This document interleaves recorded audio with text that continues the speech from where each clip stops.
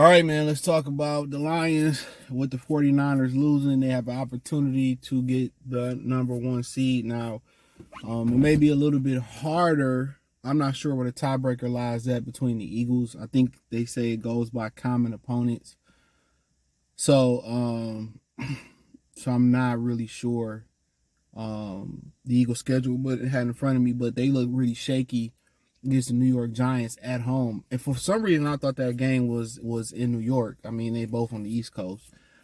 But had they started Tyrod Taylor, they probably would have won that game versus the Eagles. And they played the Cardinals, and the Cardinals just lost to the Chicago Bears in Chicago. But, you know, the Cardinals are better with Kyler Murray coming back, and they may not be in the quarterback sweepstake. And the quarterback class may not be as thick this year with I think Quentin Ayers said he was coming back. So yeah, he said he was coming back, but depending on what he do in the bowl game, it may not matter.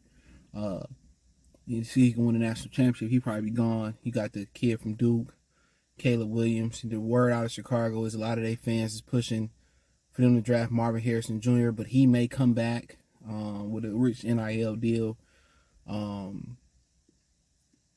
So, you know, we don't know what's going to happen with J.J. McCarthy and some of these other guys out here as well, neither. So, but nonetheless, the Cardinals do have an opportunity at upsetting the Eagles. And obviously, if Tyrod started the last game of the year for the Giants, or maybe they shut it down and try to get better draft position, you may see one of those slip and slide. So I'm not pretty much sure where our common opponents are with the Eagles.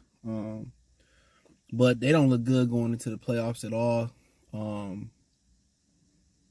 Don't seem like they're as cohesive. And the crazy thing about it is, about the 49ers and the Eagles, you know, those windows are closing. When you look at Detroit, even more so than Tampa, when you look at Detroit window is opening. And you never really can know because a quarterback injury or a bad move here or there can close your window, but Detroit window is just starting to open. And I tell this to people the other day, and some people disagree. They weren't supposed to be this good this early. I think they're about a year or two ahead of schedule. You know what I'm saying? So, but I just think that it's possible that they can end up with that number one seed. And the 49ers, they'll blow through the Commanders. It's a shit show right now, but they had some injuries the other day. Trent Williams had a groin injury. That's never good. With a groin injury, they'd be able to rest him in, you know, versus Washington, no doubt about it.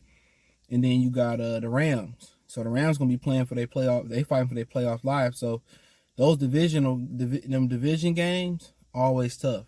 And like I said, I thought the Rams was the most dangerous team to the 49ers because they know them in and out, and division opponents are very, very dangerous. And that's one thing the Lions got going for them. There won't be another NFC North opponent in the playoffs. So, but it's possible. More than likely, maybe the 2 seed, but then again, the Lions got to handle their business versus Dallas. You know, the Lions have to beat Dallas, and they undefeated 7-0 at home. So that won't be no easy that won't be no easy pickings. That won't be easy at all. So,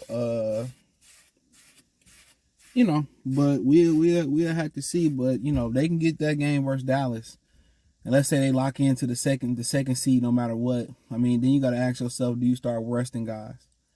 And you got some people say, well, you shouldn't rest guys. And you got some people that say you should, you know.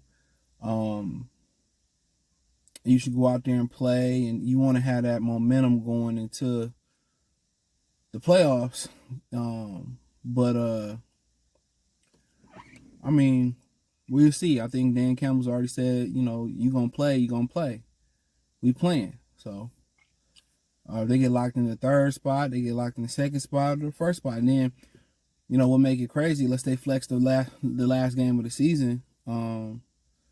The Lions should know where they locking in. They probably more likely would know if they had an afternoon game.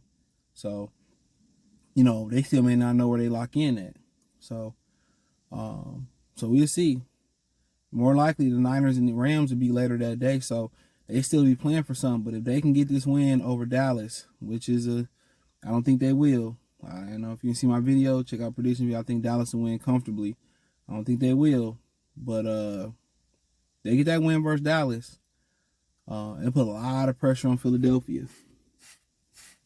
You know, and if Philly don't win, you know, with the Giants playing spoilers, the Lions may be locked in at that second spot. So it's gonna get interesting, and that's the NFL want. That's why they put division games, so many division games late in the season.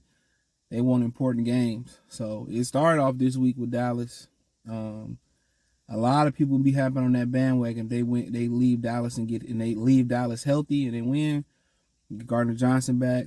James Houston practice window is set to open according to Dan Campbell. So there's some things gonna change across that defensive line. I mean, Liam McNeil, he should be back for the playoffs. So I see Romeo Okwara starting to make a little bit more noise now. And that's all you needed. You know what I'm saying? You needed Okwara or somebody to step up on that line.